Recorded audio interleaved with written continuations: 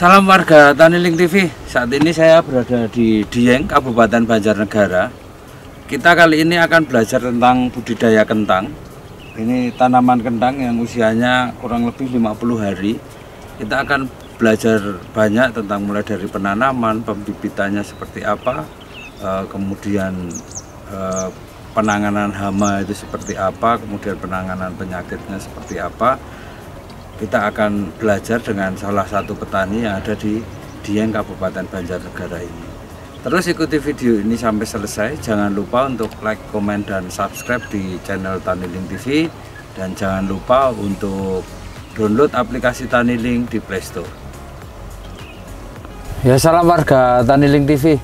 Saat ini saya bersama Pak Saiful, salah satu petani kentang. Kita akan berbincang-bincang tentang budidaya kentang di dataran tinggi Dieng, keistimewaannya seperti apa dan pola budidaya kentang petani di dataran tinggi Dieng ini seperti apa, mulai dari perlakuan benih sampai dengan pemanenan.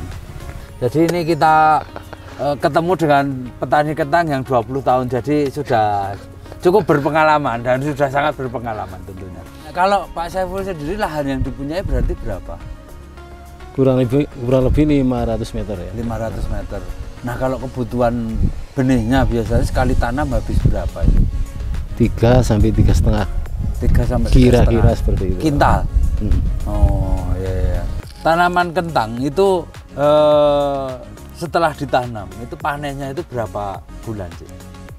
Dari pertama tanam sampai panen itu 4 bulan. Panen 4 bulan. Nah, kalau untuk perawatan, pengobatan itu kan nyemprotnya itu kan luar biasa. Itu nyemprotnya berapa kali kalau selama musim tanam? Kalau musim penghujan ya, dari per minggu itu bisa sampai 3 kali. Per minggu ya? Nah, dari umur berapa disemprotnya? Dari 15 hari setelah tanam. 15 hari setelah tanam? Larinya ke ini, pitopora. Busuk daun ya? Busuk daun sama busuk batang? Busuk batang. Kalau hama serangga ada nggak? Ada, cuman itu di musim-musim tertentu. Oh, kalau penghujan malah nggak ada? Cenderung nggak ada. Biasanya itu kalau hama itu di musim kemarau. Oh, hama masih musim kemarau. Tapi kalau di musim penghujan penyakit. Jadi kita nemu untuk budidaya kentang itu ada perbedaan di musim kemarau dan di musim penghujan. Jadi kalau di musim penghujan banyak penyakitnya, kalau di musim kemarau banyak hamanya. Ya, kalau di musim kemarau hamanya yang paling banyak apa? Ya, ada kutu kebul. Kutu kebul. Jadi di sini kan ada nih. Oh. Letaknya di sini. Di baliknya ini ada kutunya putih-putih itu. Jadi bikin daun itu meluntung, menggulung, mengkeret sarapan. Oh, mengkeret. Ya. Oh. Mengganggu pertumbuhan daun. Ya. Ini kita lanjut ngobrol-ngobrolnya sekaligus kita melihat untuk perlakuan benih dan keliling kebun.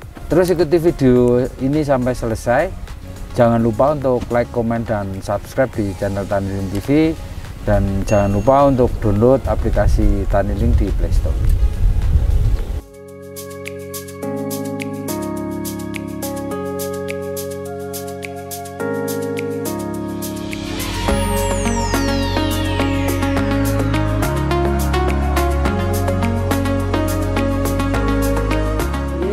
Sak uwit niku.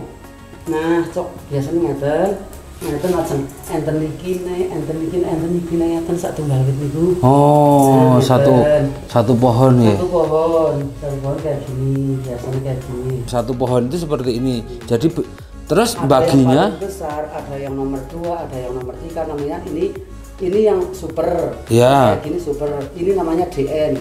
Ya. Kalau yang di bawah lagi namanya PL-an. PL-an ya. Nah, ini rindil. Ini rindil. Nah, di dalamnya kayak gini juga. Satu pohon biasanya supernya cuma 3 berarti ya? Ya, ada yang 3, ada yang 2, ada yang 3, ada yang 4. Oh, antara 2 sampai 4 ya? Tinggal pohonnya aja. Ya. Kalau 4 bulan masih ada batangnya, ya itu pohonnya besar. Kita pilih harganya, Bu. Coba, Bu. Yang harga sekarang ya. Ini 9.000. Ya. Ini yang buat bibit 6.000. Ya. Ini cuma 3.000 boleh. 3.000-an ya. Kalau di sini. Kalau itulah penggembur tanah itu nutrisi. Nutrisi. Oh, itu Nutrisi nutrisi. itu penggembur. Yang biotum itu. Biotum. Obat ini total kalau segitu harganya berapa tuh? Nilainya 200-an ada ya. dan apa namanya, setiap bungkus ini untuk satu musim tanam Cukup. cukup. Ah, Dengan luasnya jenang 500 itu cukup. cukup. Berarti ini pakainya satu drum besar tuh nggak banyak. Nggak banyak, paling cuma 1 tutup atau 2 tutup. Satu drum besar itu, satu tangki besar tadi itu, cuma satu tutup ini. Loh, berhentinya menyemprot itu apa sampai umur berapa? 90 hari. Ya, Ya kalau umumnya 90 hari udah cukup. Oh, 90 hari udah cukup. Jadi yang 10 hari Yang ini 10 hari nggak perlu ya? nunggu pohon mati. Oh, nunggu pohonnya mati.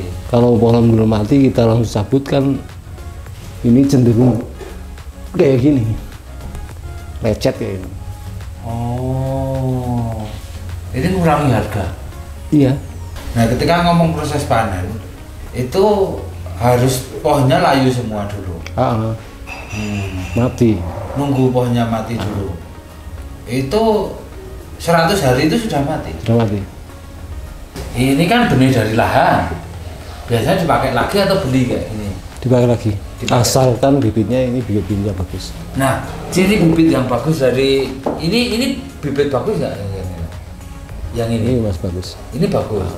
Berarti kalau ini terus diapain dulu setelah ini? Kita simpan.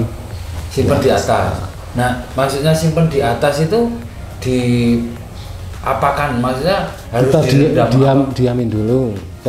Ketika kita ini udah panen, Ya, ini kan pilah. dibilang jadi berapa. Kalau yang mau buat bibit kita kebulin, Ya. terus kita semprot pakai ini obat hama itu, Obat hamanya yang dipakai biasanya apa? rempit ini. Oh, rampage itu ya. Nah, Jadi, terus setelah nunggu kering kita naik. keringnya itu dijemur atau Dijemur. dibiarkan? Oh, dijemur. Oh, jadi dijemur di Ya, Oh. di bawah terik matahari. Oh, di bawah terik matahari. Berapa hari? Ya 1 hari itu. Kalau nggak ada terik matahari kita ya disimpan di ini dulu. Nggak langsung ke. Di angin-angin berarti. Ya. Oh. Kalau udah kering baru kita Iya. Baru kering baru ditaruh di atas disimpan. ya disimpan di itu apa namanya? Karung-karung kan? Iya. Disimpan dalam karung. Itu berapa lama nanti disimpannya? Hampir 3-4 bulan juga. Oh, 3-4 bulan. Nah. Oh, sampai nunggu tunasnya muncul. Jadi yang di lahan udah mau menjelang tua, bibitnya juga udah menjelang tanam. Nah, itu muternya kan ini diambil terus. Sampai berapa kali bibitnya ini diambil? Tergantung kita lihat di lahan.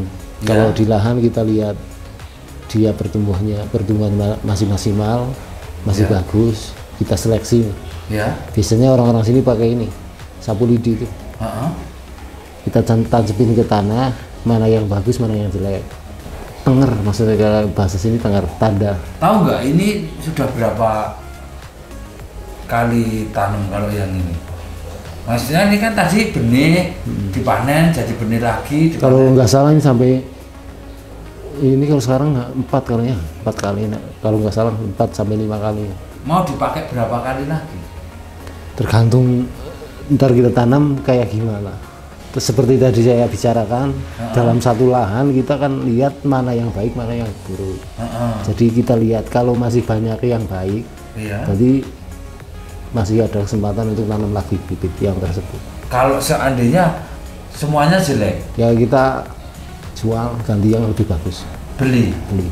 Oh, berarti ada yang jual benih yang punya kualitas yang bagus. Iya. Oh, iya. Kalau ngomong benih yang ada di sini itu istilahnya dari pabrik atau dari orang sini? Dari orang sini. Oh, jadi bukan dari pabrik ya? Intinya dia yang lebih berpengalaman, Iya. cara pengolahan, cara budidaya bibit. Mm-hmm. Jadinya kita orang yang awam yang nggak tahu tentang benih itu, kita ambilnya dari dia. Jadi dia istilahnya udah ada kepercayaan dari masyarakat. Kita ngambilnya dari situ. Kita simpan ini langsung ketika kita beli berapa kintal atau berapa ton, kita simpan nunggu 3 sampai 4 bulan kemudian. Nunggu ini bertunas baru kita tanam. Jadi beli itu belum bertunas ya? Kalau yang beli sudah bertunas nggak ada? Ada, cuman nggak pasti setiap kita mau dibutuhin. Kita butuh benih yang siap bertunas, siap tanam. Belum tentu ada. Belum tentu ada. Di proses penanaman, kentang memang harus dipanja seperti itu. Iya. Oh, saya pikir cuma ditaruh gitu. Sebenarnya supaya nggak kesulitan ini naruh bibitnya ini. Oh. Ketika dipanja, panjanya dicabut kan ada lubangnya. Iya. Jadi kita taruh benihnya situ. Terus ditutup. Yeah. Itu jarak tanamnya berapa sih, Mas? 40, ada yang 50. Oh, beda-beda. Nah, beda-beda tergantung kita minatnya mau yang ukuran berapa. Di musim kemarau berapa, musim hujan berapa? Kalau kemarau bisa 2 sampai 3 ton. Loh, berarti sampai 3 ton bisa ya? Iya. Kalau musim hujan cenderung nggak besar tapi banyak. Oh, jadi lebih banyak ininya ya? Nah, tapi betul. soal jumlah apa namanya, beratnya kan sama tuh? Beratnya sama, cuman secara kualitas agak sedikit berbeda dari musim kemarau. Oh, itu ngaruhnya di harga jual. Nah, ketika ngomong hasil anggaplah 3 ton aja lah, kita masukkan 3 ton. Kalau musim bagus itu, yang jadi super berapa, yang jadi rindil berapa, yang jadi benih berapa, prosentasenya lah. Dari 3 ton kita ketemu ya kira-kira aja 1,5-nya itu lebih. Jadi 3 ton bagi 2. Ya. Nah, yang supernya itu 1,5 bisa lebih. Oh, 1,5 bisa lebih yang supernya. Ya. Kemudian yang untuk benihnya kira-kira berapa persen? Ya, bisa jadi 1/4-nya. 1/4-nya untuk benih. Berarti kan ya masih ada 1/4 lagi yang untuk rindil. Ya.